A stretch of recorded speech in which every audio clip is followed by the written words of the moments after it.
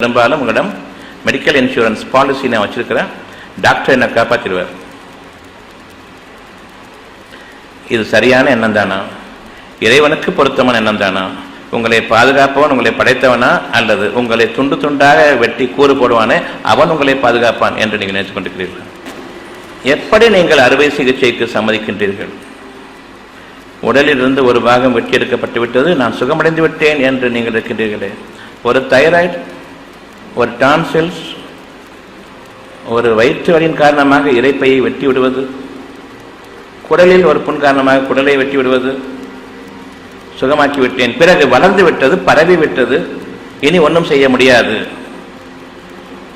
ஒவ்வொரு ஆபரேஷனிலும் உங்களுடைய தீமைகள், உங்களுடைய உடற்கூறுகளில் ஏற்படக்கூடிய கேடுகள் உடல் எங்கும் பரவிவிட்டது என்பதை நீங்கள் அறிய வேண்டும்.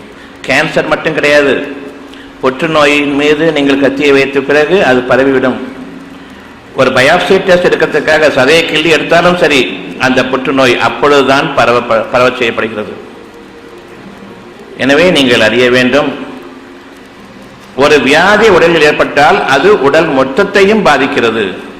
ஒரு சிறு கொப்பளம் இங்கு என்னுடைய விரல் நுனியில் ஏற்பட்டுவிட்டால், உடலினுடைய கடைசி பகுதியில் விரல் நுனியில் ஏற்பட்டுவிட்டால் அது இருதயத்தை பாதிக்கிறது. இருதய இயக்கம், அதனுடைய இரத்த ஓட்டமும் உயிரோட்டமும் தலை முதல் கால் வரை உடல் எங்கும் வியாபிக்கிறது. ஒரு சிறு வியாதி உடல் மொத்தத்தையும் பாதிக்கிறது என்பதை நீங்கள் அறிய வேண்டும்.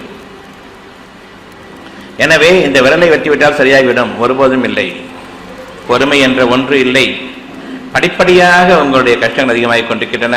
மனிதனை நம்பக்கூடாது, சுகமடைய வேண்டும் என்ற ஒன்று போய் உங்களுடைய உறுப்புகளை நீக்கிவிட்டால் நீங்கள் அதிலிருந்து விடுதலை பெற்று விடலாமே என்று கூறக்கூடிய ஷைத்தானை நீங்கள் பின்பற்றினீர்கள். அறுவை சிகிச்சை என்பது உங்களுக்கு நிரந்தர தீர்வு என்று இன்றும் நீங்கள் எண்ணிக்கொண்டிருக்கின்றீர்கள். ஆமாவா இல்லையா? சொந்த புத்தி, அழகான உணர்வுகள், நியாயமான தீர்வுகள் எதுவுமே நமக்கு இல்லை. ஒரு பிரச்சனை இருக்கிறது, வெட்டிட்டா சரியா போயிடுச்சு நினைக்கிறீங்களா இல்லையா? அப்போ அந்த உறுப்பு வச்சது எதுக்காக, படைக்கப்பட்டது எதுக்காக? உங்களை அறியாத ஒரு நன்மைகள் அதிலிருந்து இருக்கின்றன. வீணுக்காக எந்த ஒன்றும் படைக்கப்படவில்லை. இந்த ஒரு சுகம் உங்களுக்கு வேண்டும், மனதின் சுகம் என்னவென்றால், இறைவன் எந்த ஒரு அமைப்பையும் என்னுடைய உடலில் வீணுக்காக படைக்கவில்லை. உடல் உள்ளுறுப்புகள் எந்த ஒன்றும் வீணுக்காக படைக்கப்படவில்லை. குடல் தொங்கிக் கொண்டிருக்கின்றது, அதை வெட்டிவிடலாம், அது தேவையில்லை. இன்று 2 சிலிண்டர்கள் இருக்கின்றன, ஒன்றை நீக்கிவிடலாம், தேவையில்லை. ஏன் இந்த நிலை நமக்கு? இறைவன் நாடினால் ஒரே அடியாக உங்களுக்கு வேதனை கொடுத்து உங்களுடைய காரியங்களை முடித்திருக்கலாம். இறைவனுடைய நாட்டம் நிறைய இருக்கிறது.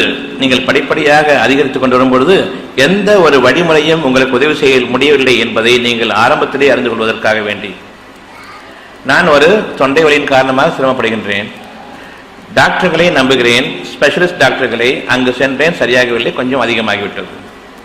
இது ஒன்று போதாது மனிதர்களை நம்பக்கூடாது என்பதற்கு. உங்களுடைய அவசர புத்தியின் காரணமாக கத்தி அங்கு வேலை செய்கிறது. அவசரக்காரனுக்கு புத்தி மட்டு, புத்தி கெட்டவன் கத்தி எடுப்பான். உங்களுக்கு அவசரத்தின் காரணமாக புத்தியும் கிடையாது, கத்தி ஒண்ணுதான் உங்களுக்கு ஆயுதம். உங்களை நீங்களே குத்திக்கிறீங்களா, அல்லது சர்ஜன் வந்து அறுவை சிகிச்சை நிபுணர் வந்து அதை அறுக்கிறாரு?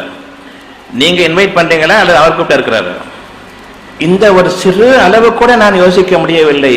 ஊரெல்லாம் கொட்டிக்கொண்டு அதை ஒரு வைத்தியம் என்று எண்ணிக்கொண்டு, உங்களுக்கு ஒரு சிறுநீரகம் போதும், இறைவன் ஒரு மடையன், 2 சிறுநீரகங்கள் தேவையில்லாமல் படைத்து விட்டான் என்று கூறக்கூடிய இந்த மனிதர்களை நீங்கள் பின்பற்றுவீர்களானால், உங்களுடைய இருதயத்தில் 2 இறைவன் படைத்தான், ஒன்றை கூட இவர்கள் பாதுகாக்க முடியாது. ஏன்?